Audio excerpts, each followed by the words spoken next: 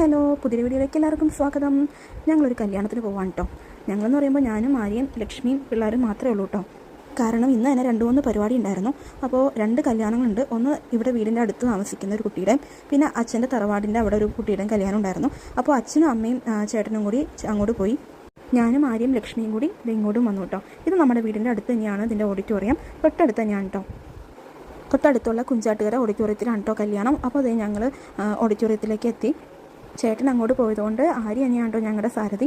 3 പിള്ളേരെയും കൊണ്ട് പോകാമെന്ന് വെച്ചാൽ കുറച്ച് പണിയാണ്. എന്നാലും ഞങ്ങൾ 3 പിള്ളേരെ എടുത്തു. കാരണം എല്ലാവർക്കും ഓരോരോ പരിപാടികളാണ്. അപ്പോൾ അതുകൊണ്ട് വീട്ടിൽ നിർത്താനും പറ്റിയില്ല. അങ്ങനെ ഞങ്ങളിതേ ഇവിടെ എത്തി. ഇവിടെ അടുത്ത് തന്നെ അമ്പലം ഉണ്ട് കേട്ടോ. ഞങ്ങളുടെ റിസപ്ഷൻ നടന്നതും ഈ ഓഡിറ്റോറിയത്തിലാണ് കേട്ടോ. ഞങ്ങൾ ശരിക്കും കുറച്ച് ലേറ്റായിട്ട് ഇറങ്ങിയത്. കാരണം പിള്ളേരെയും കൊണ്ടൊക്കെ വരണ്ടേ, അതുകൊണ്ട് കുറച്ച് ലേറ്റായി. ഇവിടെ കല്യാണം അമ്പലത്തിലായിരുന്നു താലികെട്ട്. അപ്പോൾ എല്ലാം കഴിഞ്ഞിട്ടുണ്ടാവുമെന്ന് ഞങ്ങൾ വിചാരിച്ചു. അപ്പോൾ ഞങ്ങളിതേ വണ്ടിയൊക്കെ പാർക്ക് ചെയ്ത് അകത്തേക്ക് കയറാൻ കേട്ടോ. അവിടെ ചെന്നപ്പോഴാണ് ആരും എത്തിയിട്ടില്ല. ആരുമല്ല, ചെറുക്കനും പെണ്ണും താലികെട്ട് കഴിഞ്ഞ് എത്തിയിട്ടില്ല. പിന്നെ ഞങ്ങൾ അവിടെ നിന്ന് ഓരോ ജ്യൂസൊക്കെ കുടിച്ച് ഞങ്ങളിതേ അകത്തേക്ക് കയറിയിട്ടോ. ഞങ്ങൾ പിന്നെ കുറച്ച് പോസ്റ്റായി. ശരിക്കും ഞങ്ങളെല്ലാം കഴിഞ്ഞിട്ടുണ്ടാവും എന്നാണ് വിചാരിച്ചത്. പക്ഷേ ഇവിടെ വന്നപ്പോഴാണ് ചെറുക്കനും പെണ്ണും എത്താത്ത കാര്യം ഞങ്ങൾ അറിഞ്ഞത്. പിന്നെ ഞങ്ങൾ അവിടെ നിന്ന് കുറച്ച് ഫോട്ടോസും വീഡിയോസൊക്കെ എടുത്തു. അപ്പോഴത്തേക്കും ചെറുക്കനെയും പെണ്ണിനെയും കൊണ്ടുവരാൻ വേണ്ടി താലമൊക്കെ എടുത്ത് എല്ലാവരും ഇറങ്ങി.